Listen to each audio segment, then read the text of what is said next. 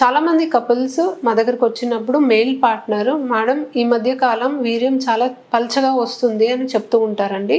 కొంతమంది బాగా చిక్కగా ఉండేది ఇంతకుముందు ఇప్పుడు పల్చగా ఉంది, లేదా కొంతమంది ఫస్ట్ నుంచే అలా ఉంది అని అంటూ ఉంటారు. కొంతమంది కలర్ కూడా డిఫరెంట్గా ఉంది మేడం, ఇంతకుముందు వేరేలా ఉంది అని చెప్తూ ఉంటారు. సో అసలు వీర్యం కలర్ ఎలా ఉండాలి అండ్ కన్సిస్టెన్సీ ఎలా ఉండాలి అనే దాని గురించి డిస్కస్ చేద్దాం. హలో అండి, నా పేరు doctor Suma, consultant 49 fertility centre Vijayawada.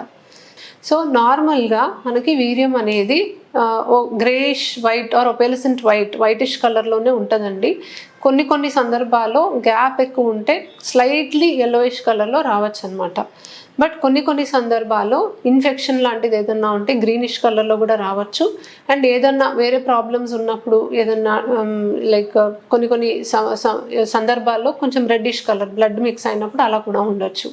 So blood mixed ఉన్నా లేదా గ్రీనిష్ కలర్లో ఉన్నా డెఫినెట్లీ ఇవాల్యుయేషన్ అనేది అవసరం అండి. ఏ కారణం వల్ల ఈ ప్రాబ్లం వచ్చింది అనేది చూసుకోవాలి. అండ్ దానివల్ల డెఫినెట్లీ ఫర్టిలిటీ ఇష్యూస్ కూడా వస్తాయి.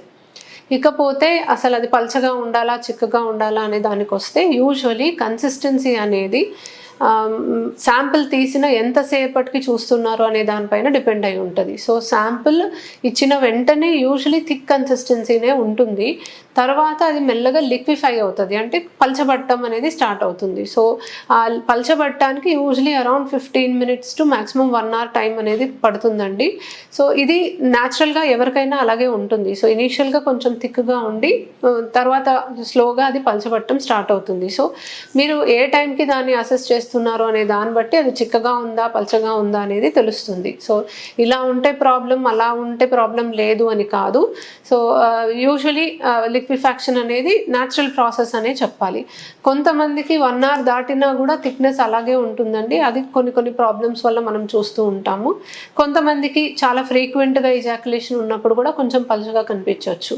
సో థిక్నెస్ వల్ల మీకు ప్రెగ్నెన్సీ వచ్చే అవకాశం ఉందా లేదా అని యూజువలీ పెద్ద ఆధారపడి ఉండదండి.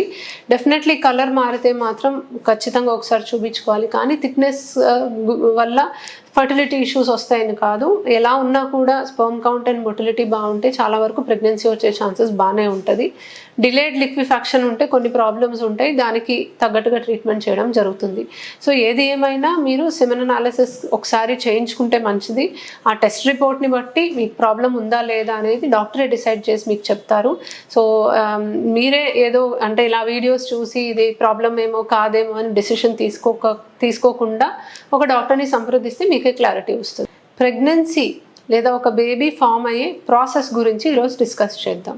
మగవాళ్ళకి ఒక సర్టన్ ఏజ్, మెచ్యూరిటీ ఏజ్ వచ్చిన దగ్గర నుంచి రెగ్యులర్గా స్పర్మ్స్ అనేవి ప్రొడ్యూస్ అవ్వడం అనేది జరుగుతూ ఉంటుంది.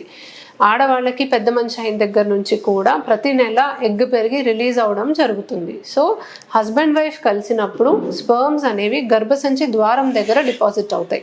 సో ఆ టైంలో గనక ఓవ్యులేషన్ జరిగితే, అంటే అండాశయం నుంచి ఎగ్ పెరిగి విడుదలయ్యి ట్యూబ్లోకి వస్తే ఇక్కడ ఉన్న స్పర్మ్స్ గర్భసంచి లోపల నుంచి ట్యూబ్లోకి రీచ్ అవుతాయి అండ్ ఇక్కడ ఎగ్ అండ్ స్పర్మ్ కలుస్తాయి అన్నమాట. సో ఫర్టిలైజేషన్ అనే ఇంపార్టెంట్ ప్రాసెస్ మనకి ట్యూబ్స్లో జరుగుతాయి. ఇక్కడ మనకి బేబీ ఫామ్ అయ్యాక అది డివైడ్ అవ్వడం స్టార్ట్ అవుతుంది. సో ఫర్టిలైజేషన్ అయ్యాక 24 hours ఒక 2 cell స్టేజ్, తర్వాత 4 cell stage, 8 cell stage, 3rd day కల్లా అలా డివిజన్ అనేది బేబీలో స్టార్ట్ అవుతుంది. సెల్స్ అనేది డివైడ్ అవ్వడం స్టార్ట్ అవుతుంది. సో ఆ స్టేజెస్ అన్నీ కూడా ట్యూబ్లోనే మనం బేబీ ఉంటుందండి. అది మెల్లగా ట్యూబ్లో నుంచి గర్భసంచి లోపలికి వస్తుంది. 5th day ఫర్టిలైజేషన్ అయిన 5th dayకి మనకి బ్లాస్టోసిస్ట్ స్టేజ్ ఎంబ్రియో గర్భసంచి లోపలికి రీచ్ అవుతుంది. ఆ బ్లాస్టోసిస్ స్టేజ్ ఎంబ్రియో గర్భసంచి లోపలికి అతుక్కుంటే దాన్ని మనం ఇంప్లాంటేషన్ అని అంటాం. సో ఆ ఇంప్లాంటేషన్ జరిగినప్పుడే మనకి ప్రెగ్నెన్సీ వస్తుంది అనమాట. సో ఇంప్లాంటేషన్ జరిగిన దగ్గర నుంచి బేబీ ఫామ్ అవ్వడం స్టార్ట్ అవుతుంది, డిఫరెంట్ పార్ట్స్ ఫామ్ అవ్వడం స్టార్ట్ అవుతుంది. యూజువల్లీ ఫస్ట్ 3 monthsలోనే అవయవాలన్నీ చాలా మటుకు ఏర్పడుతుంది. ఆ తర్వాత నుంచి గ్రోత్ మాత్రం మనకు కనిపిస్తుంది అనమాట. సో ఎగ్ అండ్ స్పర్మ్ కలిసి ఫర్టిలైజ్ అయ్యి ఒక బేబీ ఫామ్ అయ్యి ఆ బేబీ డివైడ్ అయ్యి 5th day వచ్చి గర్భసంచిలో అతుక్కుంటే మనకి ప్రెగ్నెన్సీ రావడం అనేది జరుగుతుంది.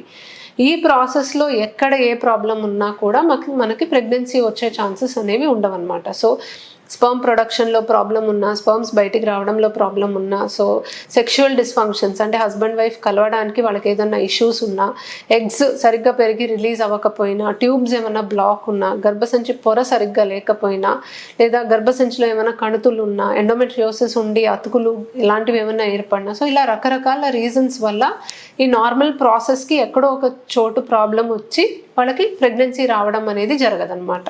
సో ప్రెగ్నెన్సీ ప్రాసెస్ అనేది ప్రాపర్గా అర్థమవుతే ఏ టైంలో హస్బెండ్ వైఫ్ కలవాలి, ఏ టైంలో ప్రెగ్నెన్సీ వచ్చే ఛాన్స్ బెస్ట్ ఉంటుంది, అండ్ ఒకవేళ ఏదైనా సమస్య ఉంది మనం ఎలా ఇవాల్యుయేషన్ చేసుకోవాలి, ఎలా ట్రీట్మెంట్ చేసుకోవాలి అనేది క్లియర్గా అర్థమవుతుంది అనమాట. Thank you.